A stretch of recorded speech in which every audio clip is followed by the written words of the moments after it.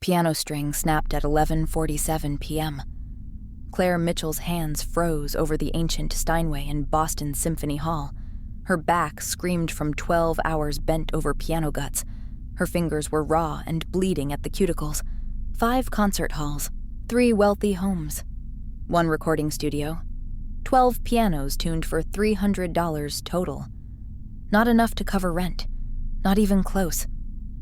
She replaced the broken string with hands that shook from exhaustion and too much coffee. Her threadbare jacket hung on the wall, the one with the broken zipper she couldn't afford to fix. At 26, Claire had perfect pitch, could hear a note off by half a step from across a room, could tune pianos without electronic help. It was a gift that made her valuable and kept her poor.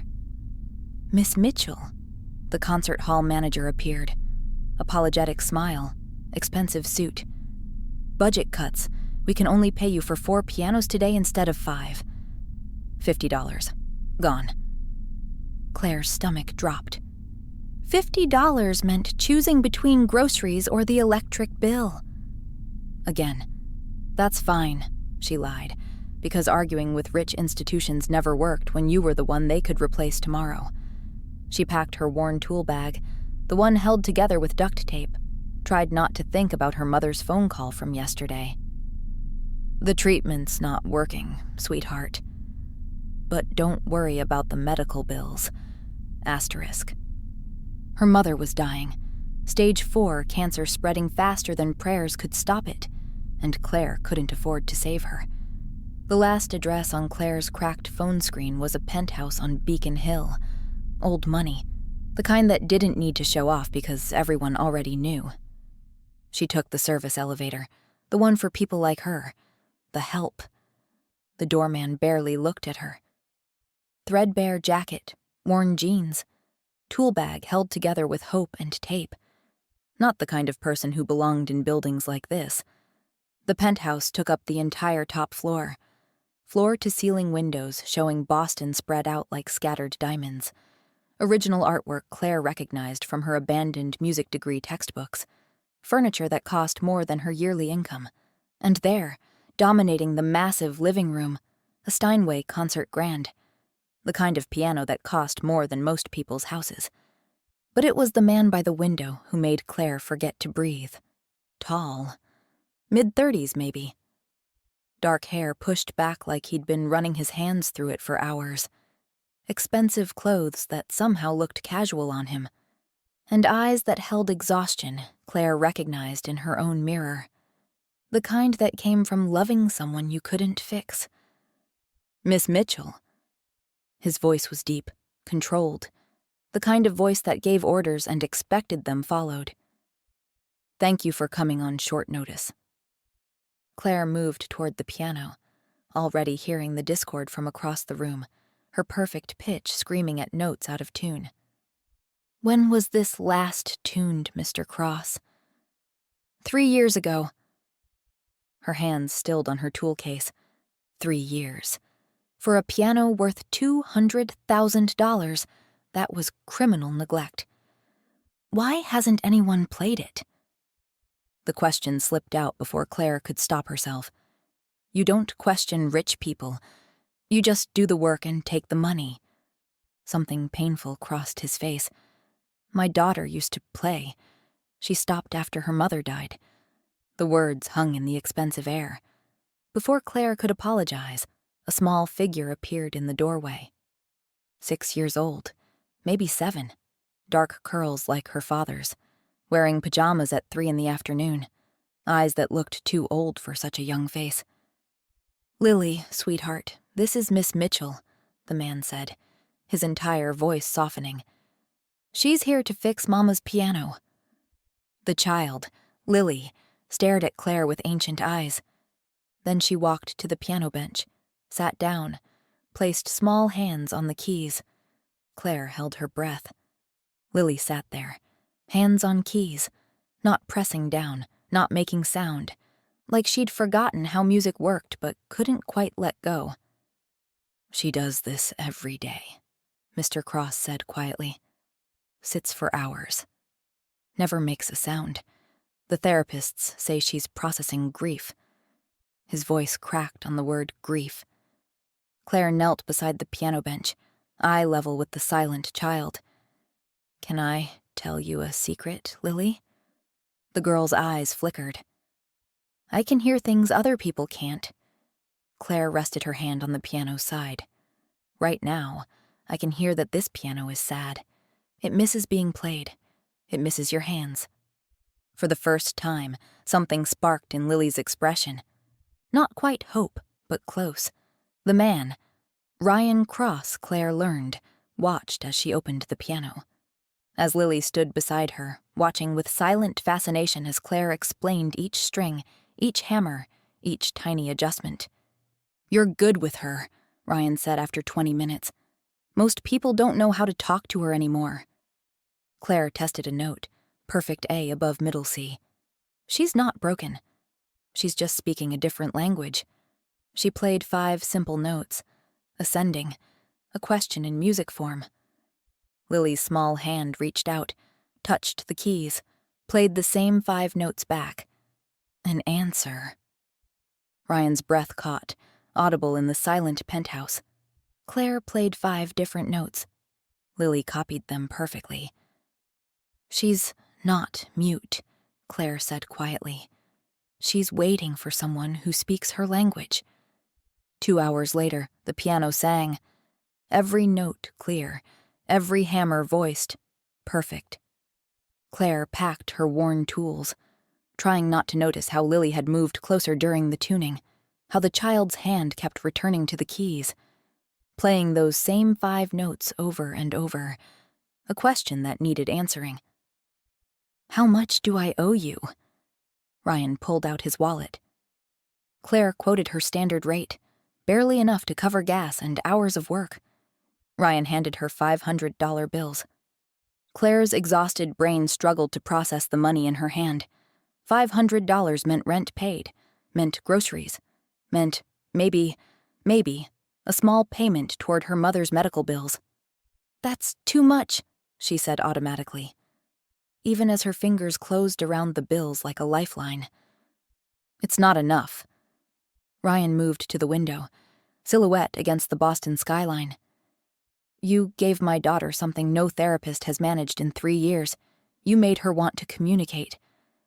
He turned back to face her. "I have a proposition." Claire's heart hammered. Propositions from rich men never meant good things for poor women. "Come back tomorrow, and the day after, every day for a month. Teach Lily to play again." His voice softened. "Name your price." "Mr. Cross, I'm a piano tuner, not a teacher. I never finished my degree. I'm not—" "You're the only person she's responded to in 3 years," Ryan interrupted. "I'll pay you $10,000 for the month, in advance." The number hit Claire like a physical blow. $10,000. Her mother's voice echoed, "The treatment's not working." $10,000 could buy experimental treatment, could buy time, could buy hope. "If it doesn't work, you keep the money anyway," Ryan added, watching her face, reading her desperation. "No strings attached." Claire should have said no, should have walked away, should have known nothing was ever truly no strings attached. But her mother was dying, and she was so tired of being poor. "Okay," she heard herself say. "I'll try." The next morning, Claire arrived at 7 a.m., wearing her only clean shirt, the one without holes. Ryan answered the door in jeans and a t-shirt, looking somehow more intimidating without the expensive suit. "Coffee?" He led her to a kitchen that belonged in magazines. Claire accepted the mug, noted how he'd prepared it exactly right. Black, no sugar. She'd mentioned it once yesterday. He'd remembered. Lily appeared, still in pajamas, still silent. But when she saw Claire, something flickered in her expression. Recognition. Maybe even gladness. "Good morning, Lily," Claire said, signing as she spoke. She'd stayed up all night learning basic sign language on YouTube, figured any communication tool might help. Lily's eyes widened. Her small hands moved. You know signs? Just a little, Claire admitted. Stayed up learning. Wanted to make sure I could talk to you however you want. For the first time in 3 years, according to Ryan's choked sound behind her, Lily smiled. Teaching Lily wasn't like teaching normal students. The child knew music theory better than most adults. Had perfect pitch like Claire. Could read any piece of music. But she only played sad songs, funeral marches, requiem, pieces that mourned and grieved and ached. Why only sad music? Claire asked Ryan during a break. Ryan's expression was complicated. Her mother died at the piano. Heart attack. Sudden. Lily found her. His voice broke on the word found. By the time I got home, Lily was sitting next to her mother's body, playing Chopin's funeral march, over and over, for hours. Claire's heart clenched. The therapists say she's processing, Ryan continued, that the sad music helps her grieve.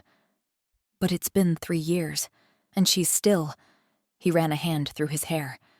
I'm watching my daughter disappear into sorrow. And I don't know how to pull her back.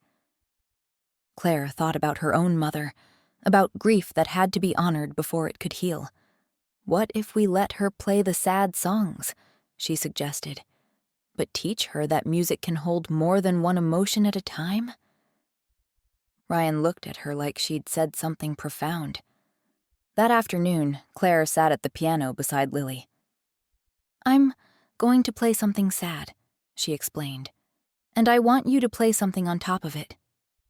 Something that remembers the happy things, too. Lily's hands hesitated. Claire played a slow minor melody, grief in musical form. For a long moment, nothing. Then Lily's small fingers found the higher register, started playing a counter melody. Not happy exactly, but hopeful, nostalgic. Like remembering good times while acknowledging they were gone. Ryan appeared in the doorway, silent tears streaming down his face. After, Lily signed to Claire. Mama loved happy songs too. I forgot I could remember both. By the end of week 1, Lily was playing voluntarily. By week 2, she was speaking. Just a few words, please, and thank you, and more music. But words nonetheless. Ryan watched this transformation with something between awe and something else. Something that made Claire nervous. The way his eyes found her when she was teaching. The way he'd started joining the lessons. Sitting nearby. You're bringing her back to life, he said one evening after Lily was asleep. They were alone in the living room. Piano between them. City lights glittering through windows. She was never gone, Claire replied. Just hiding. You understand more than music, Ryan said, moving closer. You understand grief, loss. I can hear it in how you play.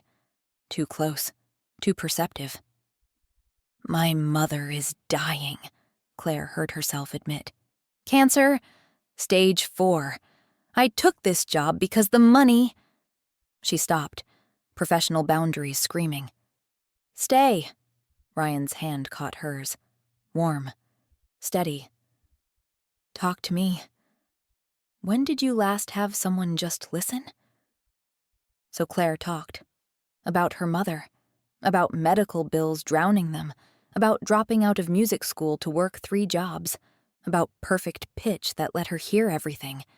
Including the fear in her mother's voice pretending to be brave. Ryan listened. Didn't interrupt. Didn't offer empty platitudes. When she finished, he said, Let me help. No. Claire pulled back. I'm not charity. What if I'm not offering charity? Ryan interrupted. What if I'm asking you to stay here? Leave in the guest suite. Teach Lily full time. Be here for breakfast and dinner and the 1,000 small moments in between. He stepped closer. I'll pay for your mother's treatment. All of it. Experimental drugs, specialists, whatever she needs. In exchange, you give Lily what she needs. You. Claire's heart hammered. That's too much. I know that somewhere between teaching scales and playing duets, I started wanting you here for more than just my daughter's sake, Ryan said quietly. The confession hung between them. Dangerous, thrilling, terrifying. I can't, Claire whispered, even as every cell screamed, yes, your late wife. Don't walk away from us because you think someone's watching, Ryan said fiercely. Claire moved into the guest suite 2 days later. Her mother cried with relief when Claire explained about the treatment being covered. Living with Ryan and Lily felt like stepping into a different life. Breakfast together. Lily's lessons that became conversations. Dinners where Ryan told stories and Lily signed animated responses. Bedtime routines where Lily insisted Claire play her to sleep. And Ryan, always nearby, always watching with those dark eyes. Stop looking at me like that, Claire murmured one night after Lily was asleep. Like what? His voice was amused. Like you're memorizing me. Like I'm something precious. You're not just anything, Ryan said, closing his laptop. You're the woman who saved my daughter. He crossed to the piano, sat beside her on the bench. Teach me something. Not about music, about you. So she taught him. How her perfect pitch meant she heard emotions in voices, truth in tone, love in spaces between words. What do you hear when I speak? Ryan asked. Too dangerous, but honest. Loneliness, Claire admitted, and hope. Like you forgot what it felt like to not be alone. But now you're remembering. What else? Attraction. The word slipped out. Want. The same thing I'm trying very hard not to feel because... Ryan kissed her, soft questioning, giving her every chance to pull away. Claire didn't pull away. When they finally separated, Ryan rested his forehead against hers. Stay. Not as Lily's nurse.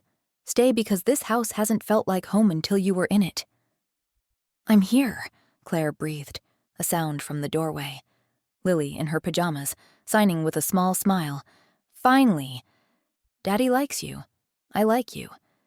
Can we be a family now? The happiness lasted 3 weeks.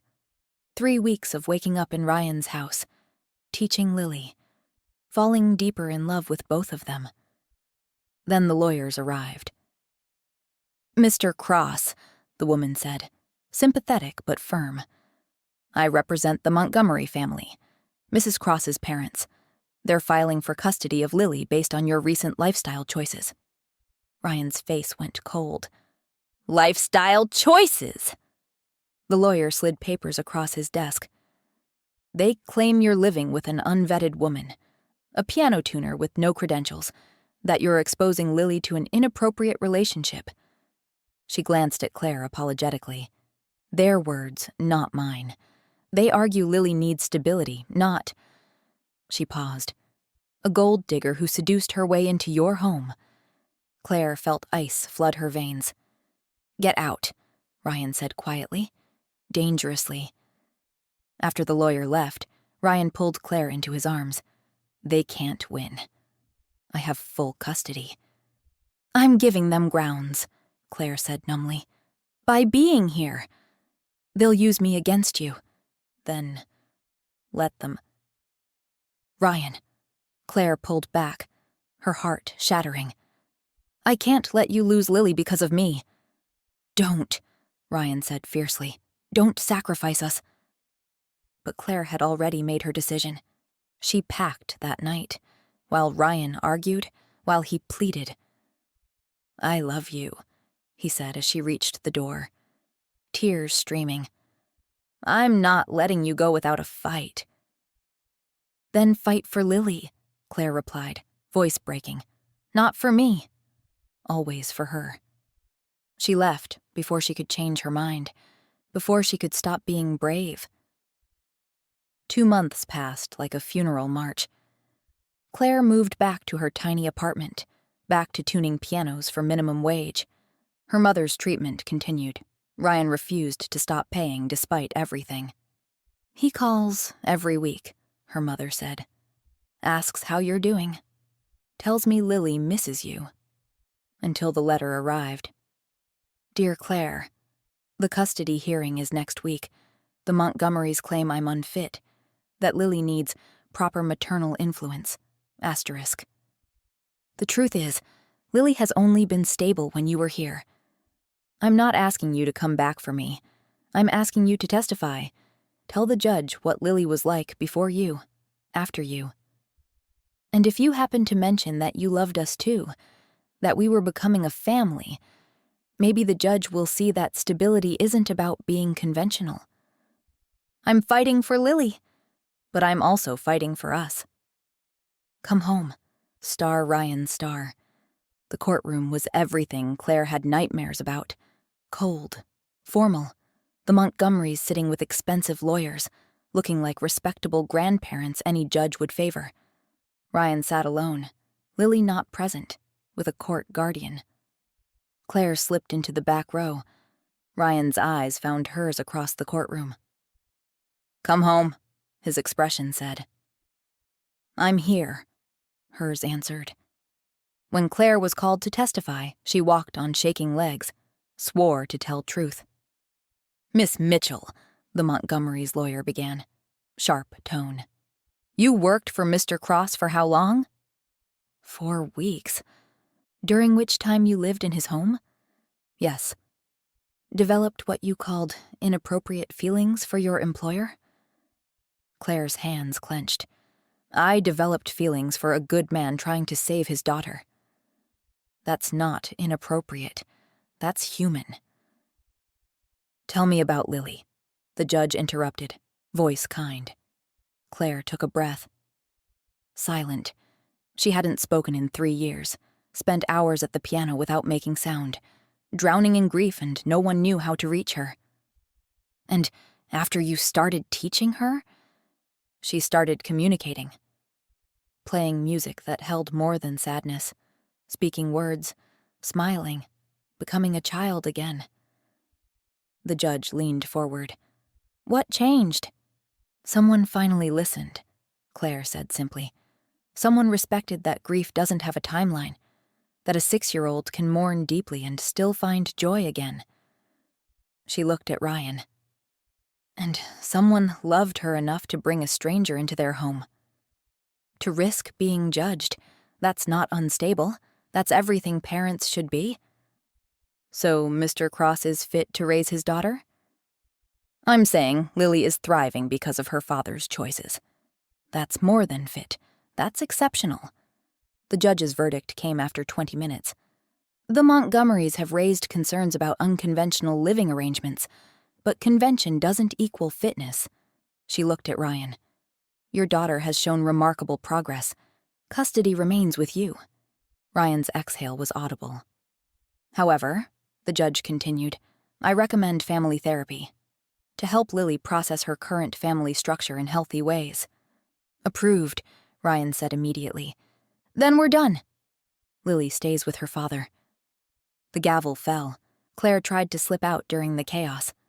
"Claire." Ryan's hand caught hers in the hallway.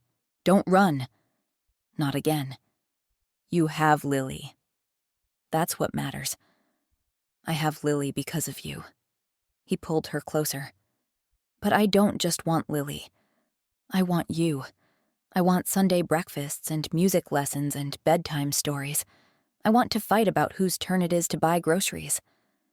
I want everything that comes with loving you." Ryan dash. "I love you," he said. "I'm in love with you. Come home. Be our family." Claire thought of Lily, of music, of love that fought through grief to find joy. "I say yes," she breathed. "Let's go home." 6 months later, Claire woke to piano music. Not sad music, happy sad, complicated, full of memory and hope. Lily, playing a piece she'd composed, dedicated to my mom who left and my mom who stayed and my dad who loved us all. Ryan's arm tightened around Claire's waist. She's calling you Mom. Is that okay? More than okay, Ryan murmured. It's perfect. They lay there, listening to their daughter play music that held everything at once. Grief and joy, ending and beginning. Claire's mother's treatment was working, buying time, buying years. And every morning, Claire woke to piano music and Ryan's heartbeat and Lily's laugh. This is what healing sounds like. This is what home feels like. This is what happens when you stop running from love because it's complicated and start running toward it because it's worth fighting for. The end. If this story touched you, drop a heart in the comments and tell me where you're listening from. Your support helps me keep creating love stories where home isn't a place. It's the people who hear your music.